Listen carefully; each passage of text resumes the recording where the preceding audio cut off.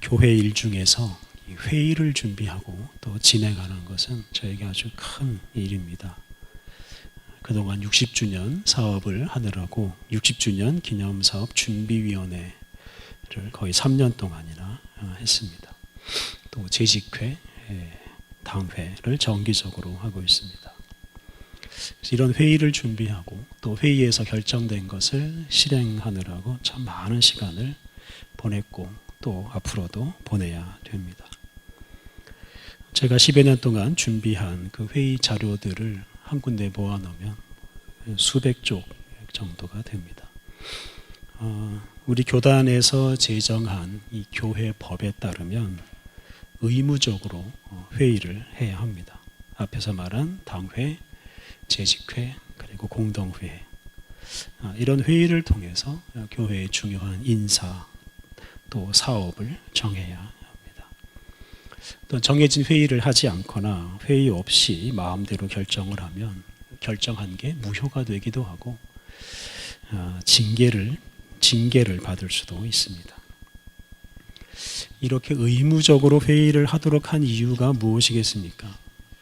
교회 일을 할 때 지혜를 잘 모으라는 뜻입니다.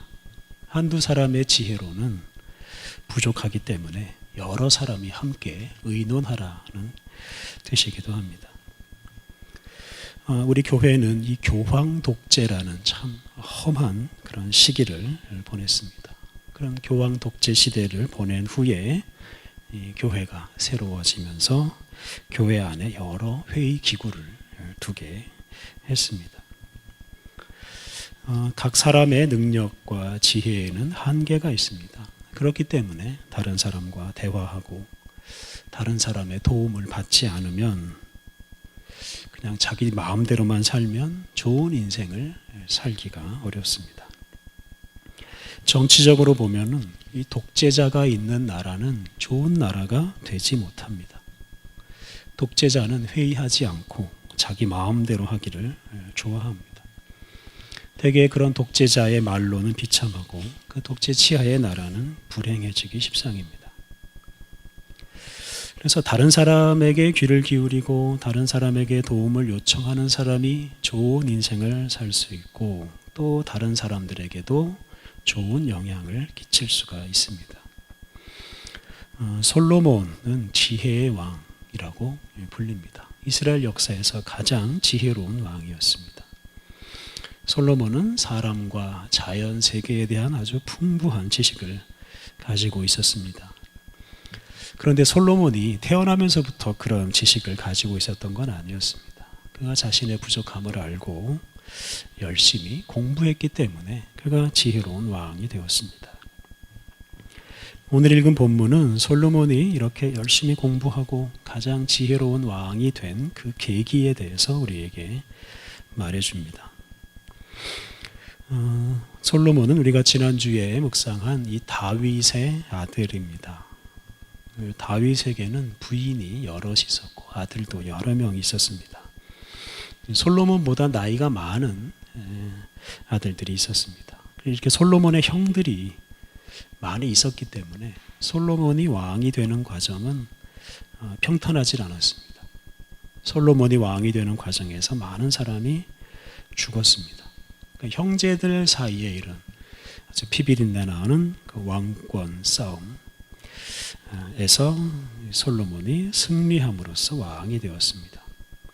그러니까 솔로몬 주변에 이런 정치적인 적들이 많이 있었고 왕이 되는 과정에서 그 적들을 없애는 데 많은 노력을 했습니다. 그런데 솔로몬이 왕이 된 후에는 그의 태도가 바뀝니다. 솔로몬이 다른 사람들에게 마음을 열고 다른 사람들과 협력하게 되는데요. 오늘 본문이 그 계기가 되는 이야기입니다. 오늘 본문은 솔로몬이 왕이 된 후에 기브온 산당에서 예배를 드린 후에 일어난 일입니다. 이 당시 예루살렘에 아직 성전이 없었습니다. 그러니까 솔로몬이 성전을 짓기 전이었습니다.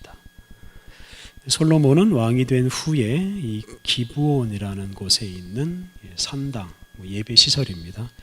이 산당에서 제물을 1000마리나 잡아서 드리는 아주 큰 제사를 드렸습니다. 흔히 일천번제라고 합니다. 이건 뭐 1000일 동안 제사를 드렸다는 게 아니라 1000마리 제물을 잡아서 바쳤다는 그 뜻인데요. 그만큼 많은 사람들이 그 제사에 참여했다는 뜻이기도 합니다. 솔로몬은 왕이 된 후에 이렇게 많은 사람들과 함께 모여서 하나님께 예배함으로써 자기가 왕이 된 것에 대해서 하나님께 감사하고 또 자기가 왕이 된 것을 온 나라에 알렸습니다. 그런데 이렇게 하나님께 솔로몬이 제사를 드린 후에 하나님께서 꿈을 통해서 이 솔로몬을 만나 주십니다. 오늘 읽은 본문 5절 말씀, 기브온에서 밤에 여호와께서 솔로몬의 꿈에 나타나시니라. 하나님이 이르시되 내가 네게 무엇을 줄꼬 너는 구하라. 이렇게 솔로몬의 제사를 받으신 하나님께서 꿈속에서 솔로몬에게 나타나십니다. 그러면서 솔로몬에게 구하는 것을 주겠다라고 약속하시면서 기도하라고 말씀하셨습니다. 이렇게 기도하라는 말씀을 따라서 솔로몬이 기도를 시작합니다. 6절을 보면 솔로몬은 먼저 하나님께 감사하고 하나님을 찬양합니다. 자기가 다윗을 이어서 왕이 된 것은 하나님의 은혜입니다 라고 고백을 하고 찬양합니다. 앞에서 말씀드린 대로 솔로몬은 왕위에 오르는 데 많은 걸림돌이 있었고 그것들을 제거하기 위해서 정치적인 계략도 세우고 무력도 사용했습니다.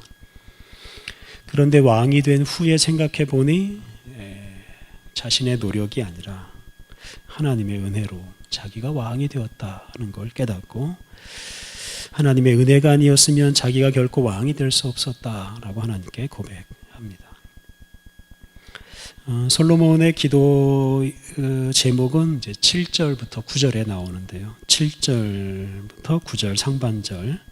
나의 하나님 여호와여, 주께서 종으로 종의 아버지 다윗을 대신하여 왕이 되게 하셨사오니 종은 작은 아이라 출입할 줄을 알지 못하고 주께서 택하신 백성 가운데 있나이다. 그들은 큰 백성이라 수효가 많아서 셀 수도 없고 기록할 수도 없사오니 누가 주의 이 많은 백성을 재판할 수 있사오리까.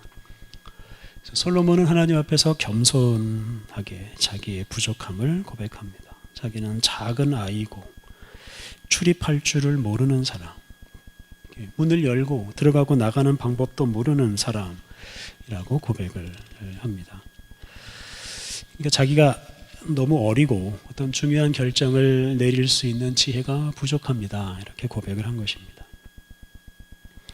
솔로몬은 자기가 이렇게 부족한 반면에 그가 다스려야 할 사람은 너무나 많다라고 말합니다. 솔로몬은 자기가 하나님의 백성, 그 이스라엘, 이 큰 민족을 다스리기에는 너무나 어리고 너무나 부족합니다. 이렇게 고백한 후에 하나님께 지혜를 달라고 구합니다. 9절 하반절, 듣는 마음을 종에게 주사 주의 백성을 재판하여 선악을 분별하게 하옵소서. 자기에게 듣는 마음을 주셔서 백성들을 잘 재판하고 선악을 잘 분별할 수 있게 해달라고 기도했습니다. 이전 성경, 개역 성경은 이 듣는 마음을 지혜로운 마음이라고 번역했습니다. 그래서 이 듣는 마음은 곧 지혜로운 마음, 지혜입니다. 솔로몬은 지혜롭게 재판하고 지혜롭게 백성들을 잘 다스리고 싶어 했고, 그래서 하나님께 그러한 능력을 달라라고 기도했습니다. 여기서 우리가 주목할 것은 이제 솔로몬이 듣는 마음을 달라라고 기도한 것입니다. 앞에서 말씀드린 대로 듣는 마음이 곧 지혜로운 마음이고 지혜입니다. 그러니까 잘 듣는 사람, 잘 듣는 마음이 있는 사람이 바로 지혜로운 사람입니다. 듣지 않는 사람, 또 들을 수 있는 마음이 없는 사람은 어리석은 사람입니다. 그래서 우리의 지혜는 우리가 얼마나 잘 듣느냐에 달려 있습니다. 다른 사람들에게 얼마나 마음을 열고 얼마나 귀를 열 수 있느냐, 그들의 말을 얼마나 잘 들을 수 있느냐에 따라서 우리가 지혜로운 사람이 될 수도 있고 어리석은 사람이 될 수도 있습니다. 마치 학생이 선생님의 말에 잘 귀를 기울이고 선생님 말을 잘 들을 때 지혜로운 사람이 되는 것과 같습니다. 근데 이 마음의 문을 닫아버리고, 이 듣는 마음을 닫아버리고 자기 생각대로만 사는 사람은 절대로 지혜로운 사람이 될 수가 없습니다. 그러니까 듣지 않으면 결코 지혜로운 사람이 될 수 없습니다. 그런데 우리가 다른 사람들의 말을 듣는 것도 중요하지만 하나님의 말씀을 듣는 것은 더 중요합니다. 하나님의 말씀은 가장 지혜로운 말씀이고 우리가 그 말씀을 들을 때 우리가 가장 지혜로운 사람이 됩니다. 우리는 이 솔로몬과 같은 기도를 드려야 됩니다. 듣는 마음을 달라고, 잘 들을 수 있는 능력을 달라고 우리 하나님께 기도해야 합니다. 우리가 기도할 때 어떤 말을 계속해야 하는 것으로 생각하면 안 됩니다. 말이 끝나면 기도가 끝나는 것처럼 생각할 필요도 없습니다. 왜냐하면 기도는 단순히 말을 하기 위해서 하는 게 아니기 때문입니다. 기도의 궁극적인 목적은 하나님의 말씀을 듣는 것입니다. 그렇기 때문에 기도할 때 그냥 말만 계속하고 듣지 않으면 우리의 기도는 실패한 것이라고 할 수 있습니다. 그래서 기도할 때 말을 할 뿐만 아니라 듣기 위해서 우리가 침묵하는 시간을 가져야 됩니다.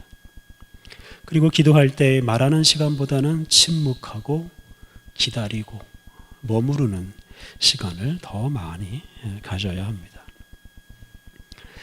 10절부터 12절을 보면 하나님께서 이 솔로몬의 기도를 아주 기쁘게 받으십니다.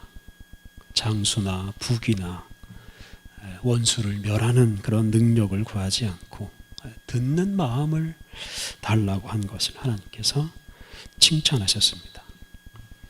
여기서 우리가 정말로 기도해야 할 기도 제목을 찾을 수가 있습니다. 장수, 부귀, 원수를 멸하는 어떤 군사력, 이것은 우리가 구해야 할 본질적인 것이 아닙니다. 그런 것이 없어도 된다는 말씀입니다. 하지만 이 듣는 마음은 우리 인생에 꼭 필요한 것입니다. 이 듣는 마음이 없으면 우리 인생이 망가진다고 생각해야 합니다. 13절을 보면 하나님께서는 이 듣는 마음을 구한 솔로몬에게 듣는 마음을 주실 뿐만 아니라 부귀와 영광까지 주십니다. 듣는 마음을 갖게 된 솔로몬은 다른 것들까지 덩달아 얻게 되었습니다. 오늘 본문 이후의 말씀을 보면 이렇게 듣는 마음을 얻게 된 솔로몬은 세상의 온갖 지혜를 수집하기 시작합니다. 마음을 열고 귀를 열고 주변 나라에서 참 많은 지혜를 모았습니다. 그렇게 해서 책을 펴내고 그렇게 함으로써 그는 아주 지혜로운 사람이 되었습니다. 덩달아서 재물과 명예도 얻고 그는 부자가 되고 아주 영광스러운 사람이 되었습니다. 이렇게 솔로몬은 듣는 마음을 얻음으로써 지혜와 함께 부귀와 영광까지 얻게 되었고, 솔로몬이 다스리는 그 나라도 이 솔로몬, 지혜로운 솔로몬 덕분에 아주 부강한 나라가 되었습니다. 솔로몬이 지혜롭게 재판함으로써 나라에서 분쟁이 사라지고 평화롭게 되었고 또 온 나라가 부유하게 살았습니다. 그러니까 이게 듣는 마음을 구하고 그것을 얻는 것이 얼마나 중요한지를 알 수 있습니다. 그런데 솔로몬이 이렇게 많은 것을 얻은 뒤에 이제 문제가 생깁니다. 우리가 잘 아는 것처럼 솔로몬이 이런 부귀와 영광을 얻은 뒤에 타락하기 시작합니다. 부귀 영화에 취한 솔로몬이 듣는 마음을 잃어버립니다. 더 이상 듣지 않습니다. 듣는 마음을 잃어버린 솔로몬은 더 이상 하나님 말씀에 귀를 기울이지 않고 재물을 얻는 것에 관심을 갖습니다. 그는 더 많은 부귀와 영광을 위해서 주변 나라의 왕족이나 귀족들과 혼인 관계를 맺기 시작합니다. 하나님 말씀을 따르지 않고 하나님 말씀을 어기고 후궁이 700명, 첩이 300명, 천여 명이나 되는 많은 부인들을 얻습니다. 물론 그것을 통해서 주변 나라들과 교류하면서 많은 재물을 더 모았을 것입니다. 솔로몬의 인생 후반부는 이렇게 부귀와 영광을 얻기 위한 인생이 되어버렸습니다. 그리고 그때 솔로몬은 이제 타락하고 맙니다. 듣는 마음을 잃어버린 후에 타락했습니다. 그리고 하나님께서 솔로몬에게 벌을 내리셨습니다. 주변 나라의 적들로 하여금 솔로몬이 다스리는 그 나라를 공격하게 하고 솔로몬이 모아놓은 재물들을 다 가져가 버리게 했습니다. 그리고 솔로몬이 죽은 뒤에는 나라가 둘로 나뉘게 되었습니다. 그러니까 솔로몬이 듣는 마음을 잃어버림으로써 그와 함께 많은 것을 잃어버리게 되었습니다. 그래서 이 솔로몬의 생애를 보면 이 듣는 마음, 즉 하나님의 말씀을 듣고 사는 것이 얼마나 중요한지를 우리가 알 수 있습니다. 듣는 마음을 가지고 있을 때 솔로몬과 온 나라가 범사의 복을 누렸지만 듣는 마음을 잃어버렸을 때는 그와 함께 다 잃어버렸습니다. 우리가 잘 아는 말씀 마태복음 6장 33절 그런즉 너희는 먼저 그의 나라와 그의 의를 구하라 그리하면 이 모든 것을 너희에게 더하시리라. 그래서 우리가 정말로 구해야 할 것이 있고 구하지 말아야 할 것이 있습니다. 우리는 하나님을 구하고 하나님의 음성 듣기를 구해야 합니다. 그러할 때 우리에게 우리의 삶에 필요한 것들이 그냥 덤으로 주어집니다. 예수님께서 우리에게 무엇을 먹을까, 무엇을 마실까 염려하지 말라라고 말씀하셨습니다. 이것은 그런 걸 위해서는 기도하지 말라는 뜻입니다. 그런 것은 구하지 않아도 하나님께서 다 아시고 다 주신다라고 약속해 주셨습니다. 그래서 우리가 구해야 할 것은 하나님의 음성이고 하나님의 말씀이고 하나님의 뜻이고 하나님의 나라입니다. 우리가 그것을 구하며 살 때 우리는 정말로 복되고 또 거룩한 인생을 살아갈 수가 있습니다. 사랑하는 성도 여러분, 여러분의 기도 제목을 한번 점검해 보십시오. 여러분은 듣는 마음을 달라고 기도하고 계십니까? 하나님의 음성을 듣고자 하는 마음으로 간절하게 기도하고 계십니까? 하나님께 그냥 자기 하고 싶은 말만 다 쏟아놓고 하나님 말씀에는 귀를 기울이지 않고 있지 않습니까? 우리의 말만 쏟아놓고 하나님의 음성을 듣는 것에 관심이 없으면 하나님께서 슬퍼하실 것입니다. 우리 사람은 한계가 있는 참 어리석은 존재입니다. 혼자서는 결코 우리에게 주어진 사명을 이룰 수가 없고 우리에게 주어진 사명이 무엇인지도 알 수가 없고 심지어 생존하는 것조차도 어렵습니다. 우리는 우리의 한계를 인정하고 겸손해야 합니다. 자기의 지혜와 능력만으로 결코 좋은 인생을 살 수 없다는 것을 인정하고 겸손하게 다른 사람들의 조언과 도움을 구해야 합니다. 특히 겸손한 마음으로 우리 하나님께 기도해야 합니다. 하나님의 말씀을 듣기 위해서 기도하고 성경 말씀을 깨닫기 위해서 말씀을 묵상하면서 기도해야 합니다. 우리 말을 쏟아내는 시간보다는 하나님의 말씀을 듣고자 침묵하고 기다리는 시간을 많이 가져야 합니다. 그렇게 주님 말씀을 깨닫고 주님 말씀으로 우리의 마음을 채울 때 우리가 가장 지혜롭고 또 가장 복된 인생을 살아갈 수 있습니다. 감사하게도 하나님께서 우리에게 성령님을 보내주셔서 하나님 말씀을 깨닫고 순종할 수 있는 은총을 주셨습니다. 육체의 정욕을 잘 물리치고 이 성령 하나님의 은총을 힘입어서 하나님 말씀을 더 잘 듣고 더 더 순종하기를 힘씀으로써 가장 복된 인생을 살아가시기 바랍니다. 우리 함께 기도하시겠습니다. 하나님, 우리에게 듣는 마음을 주옵소서. 주님 앞에서 겸손하게 우리의 마음을 열게 하옵소서. 주님의 말씀을 들을 때까지 말을 많이 하지 않고 침묵하게 하옵소서. 서두르지 않고 기다리게 하옵소서. 하나님, 우리가 우리 욕심에 이끌리지 않게 하옵소서. 우리에게 보내주신 성령 하나님에게 이끌려서 주님의 말씀을 깨닫고 주님의 말씀을 따르게 하옵소서. 우리가 평생 주님 말씀 듣고 주님 말씀 따라 살아가므로 영생과 복락의 길을 걸어가게 하옵소서. 예수님의 이름으로 기도드립니다. 아멘.